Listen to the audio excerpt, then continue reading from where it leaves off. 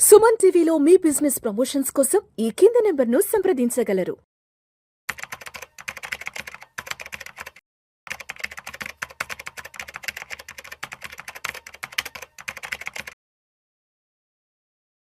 నమస్తే మాధవిరెడ్డి గారు. నమస్తే అండి. Welcome to Suman TV, welcome to Vishnu talks. Thank you.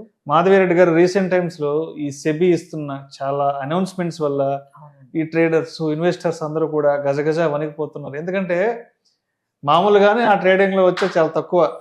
SEBI రోజు చెప్తుంది ఆ 100కి 99 మందో 98 మందో లాస్ అవుతున్నారు, ఒకరిద్దరు కూడా నిలబడట్లేదు.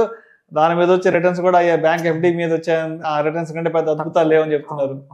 అంటే రీసెంట్ టైమ్స్ లో వచ్చిన పెద్ద అనౌన్స్మెంట్స్ ఏంటంటే సిఏఎస్ కి సంబంధించి క్లోజింగ్ ఆప్షన్ సెషన్ కి సంబంధించిన అనౌన్స్మెంట్, తర్వాత ఎస్టీటీ ట్యాక్స్ ఒకటి, తర్వాత నిన్న మొన్న కూడా ఏదో ఒక న్యూస్ వచ్చింది, SEBI proposes easier accreditation, wider pool of accredited investors అంటే కూడా ఏంటి, ఎలా బ్రతకాలి ఈ ఇన్వెస్టర్లు, ట్రేడర్లు అనే రోజుకు ఒక అనౌన్స్మెంట్ వస్తుంటే. సో ఒకటైతే మనము ఒక స్టాటిస్టిక్స్ తో మనము స్టార్ట్ చేద్దామండి. ఒక డేటా వచ్చింది, ఆ డేటాతోని మనం ఈ ప్రోగ్రామ్ లోకి వెళ్ళిపోదాము. సో 2025 లో హైయెస్ట్ ఎవర్ ట్రేడర్స్ ఎంటర్ అయ్యారండి. ఎందుకంటే ఇంత జరుగుతున్నా సరే ట్రేడర్స్ మాత్రం బాగానే వస్తున్నారు. దాదాపుగా 98 lakh ట్రేడర్స్ మనకి ఈ 2025 లో వచ్చారంటే దట్ ఈస్ ఎవర్.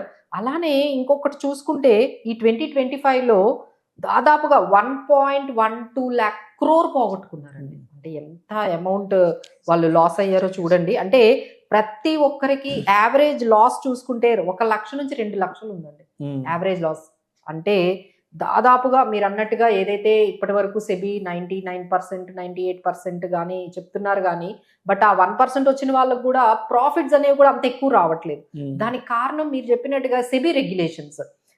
అలా కంటిన్యూస్ గా సెబీ రెగ్యులేషన్స్ చేస్తూ ఉంటే వాళ్ళకి ఆ కంప్లైన్స్ కాస్ట్లే వెళ్ళిపోతున్నాయి, ట్యాక్స్లకే వెళ్ళిపోతున్నాయి. ఏమైనా కొంతమంది అసలు 98%, 96% ప్రాఫిట్లే రావట్లేదు పక్కన పెడితే, వచ్చిన వాళ్ళకు కూడా ఈ ట్యాక్సెస్ పే చేయడము, ఎస్టీటీని పెంచడము, తర్వాత ఇప్పుడు ఈ కొత్తగా ఈ సిఐఎస్ని తీసుకురావడము, ఈ కంప్లయన్సెస్ని మెయింటైన్ చేయడానికే వాళ్ళ కాస్ట్లన్నీ అయిపోతున్నాయండి. సో లెట్స్ టాక్ అబౌట్ అసలు ఈ సిఐఎస్ వల్ల ఏ విధంగా ఇంపాక్ట్ అయ్యారు. సో ఒక టైంలో ఈ ట్రేడర్స్ అందరూ కూడా నో ట్రేడింగ్ చేసేద్దాం అన్నంత వాళ్ళకి, అంటే ఒక ఉద్యమం లాగా వెళ్దాము. ఎస్పెషల్లీ అండి ఇది రీటైలర్ ట్రేడర్స్ ని ఎక్కువగా ఇంపాక్ట్ చేస్తుంది.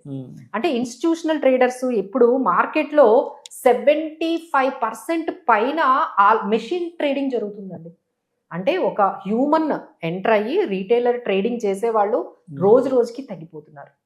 అంటే రీటైలర్ పార్టిసిపేషన్ అనేది తగ్గిపోతుంది, ఇన్స్టిట్యూషనల్ పార్టిసిపేషన్ అనేది విపరీతంగా పెరిగింది. ఆల్మోస్ట్ 75% ఆల్గోస్ ద్వారా లేకపోతే మిషన్ లెర్నింగ్ ద్వారానే, మెషిన్స్ ద్వారానే ట్రేడింగ్ జరుగుతుంది. ఎవరైతే హ్యూమన్ ఇంటర్వెన్షన్తో ఈ రీటైలర్ పార్టిసిపేషన్ ట్రేడింగ్లో ఉందో ఇది దాదాపుగా ఇక అంతరించిపోతుందేమో. మరి ఈ విధంగా వీళ్ళు ప్రతిసారి ఏదో ఒక రెగ్యులేషన్ తీసుకొస్తూ ఉంటే ఈ ట్రేడర్స్ వల్ల అయితే అవ్వడం లేదండి. ఇప్పుడు కొత్తగా దానికి బెస్ట్ ఎగ్జాంపుల్ ఏంటంటే cash, that is closing option session. అసలు ఇది అంటే ఏంటి, ఇది ఏ విధంగా ఎక్కువగా ఈ ట్రేడర్స్ ని ఇబ్బంది పెడుతుంది అంటే, this is called closing price.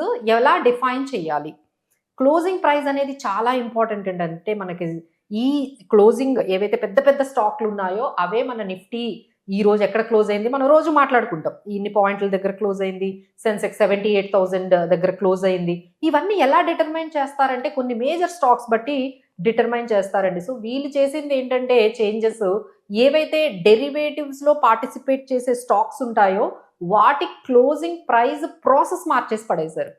So దీనివల్ల ఏమవుతుందంటే ఇప్పుడు మీరు ఎన్ఏవి క్యాలిక్యులేట్ చేయాలన్నా క్లోజింగ్ ప్రైస్ తీసుకోవాలి, మీ ప్రాఫిట్ అండ్ లాస్ స్టేట్మెంట్ రావాలి అన్న క్లోజింగ్ ప్రైస్ తీసుకోవాలి. అలానే మనకి ఈ నిఫ్టీ సెన్సెక్స్ అన్న క్లోజింగ్ ప్రైస్. అంటే ఎంత ఇంపార్టెంటో దాని ప్రాసెస్ నే మార్చేశారండి. అసలు పాస్ట్ ఏం జరిగింది, ఇప్పుడు ఏమి చేంజ్ వచ్చిందో చూద్దాం. పాస్ట్ లో క్లోజింగ్ ప్రైస్ ని ఎలా తీసుకునేవాళ్ళు, దాదాపుగా ఒక హాఫ్ అన్ అవర్ ఏదైతే ట్రేడ్ జరిగిందో దాంట్లో యావరేజ్ ప్రైస్ తీసేసుకొని పెట్టేసేవాళ్ళండి. అంటే ట్రేడింగ్ చేసే వాళ్ళకి క్లోజింగ్ ప్రైస్ దాదాపుగా ఎక్కడ ఉంటుందో ఒక ఐడియా వచ్చేసేది మీకు. సో దాన్ని బట్టి వాళ్ళు పొజిషన్స్ ఉంచుకోవాలా, క్లోజ్ చేయాలా అనేది వాళ్ళకి తెలిసేది.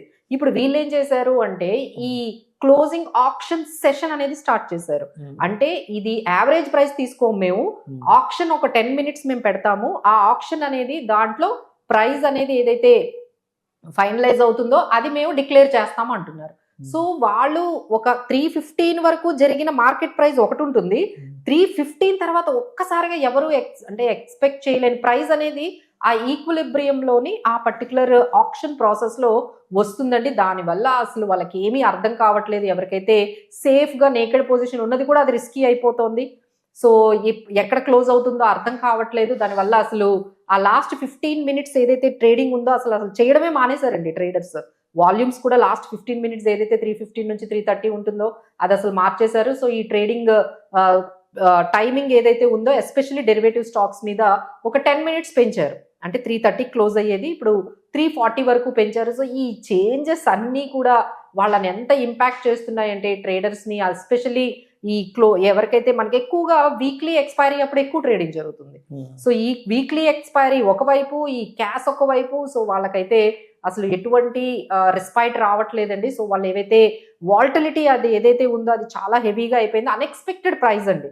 అంటే అసలు 15 మినిట్స్ వరకు ఒక ప్రైస్ ఉంటుంది, 15 మినిట్స్ తర్వాత ఒక ప్రైస్ వెళ్ళిపోతుంది. సో దీనివల్ల అయితే వాళ్ళు ట్రేడింగ్స్ చేయలేకపోతున్నారు. సో ఇప్పటి వరకు ఇది సరిపోక మనకి ముందు నుంచే వాళ్ళకి ఎవ్రీ 6 మంత్స్ అండి, ఎవ్రీ 6 మంత్స్, ఎవ్రీ 3 మంత్స్ కి ఏదో ఒక వాళ్ళకి ఈ దెబ్బ అనేది సెబీ రెగ్యులేషన్స్ ద్వారా ఐదర్ ఎక్స్పెన్సెస్ పెంచడం కానీ, ఎస్టీటీలు పెంచడం కానీ, ట్యాక్సులు పెంచడం కానీ, ఏదో ఒకటి వాళ్ళకి ఈ విధంగా ట్రేడింగ్ మీద జరుగుతూ ఉంది. ఇక దీనికి సరిపడనట్టుగా మనకి లాసెస్ కూడా చాలా పెరిగాయండి. సో అంటే గవర్నమెంట్ ఎస్పెషల్లీ సెబీ ఏమనుకుంటుంది అంటే అసలు ఈ రీటైలర్స్ ని ట్రేడింగ్ నుంచి పక్కకు తీసేద్దామేమో అన్నట్టుగా వాళ్ళ ప్రయత్నాలు. అంటే వాళ్ళందరూ వెళ్ళి చెప్తున్నారు సెబీకి, మాకు కొంచెం రిలీఫ్ కావాలి, ఏదైనా కొంచెం కన్సల్టేషన్ తీసుకోండి అంటున్నారు కానీ బట్ వాళ్ళ క్యాష్ ని ఏమి మార్చేటట్టుగా కనిపించట్లేదు. సో ఫైనల్ గా ఈ ట్రేడర్స్ పరిస్థితి ఇప్పుడు ఎలా ఉంది మనకి చెప్పుకోవాలి అంటే హయ్యర్ ట్రేడింగ్ కాస్ట్లు, అసలు ట్రేడింగ్ చెయ్యడమే చాలా కాస్ట్లీ అయిపోయింది.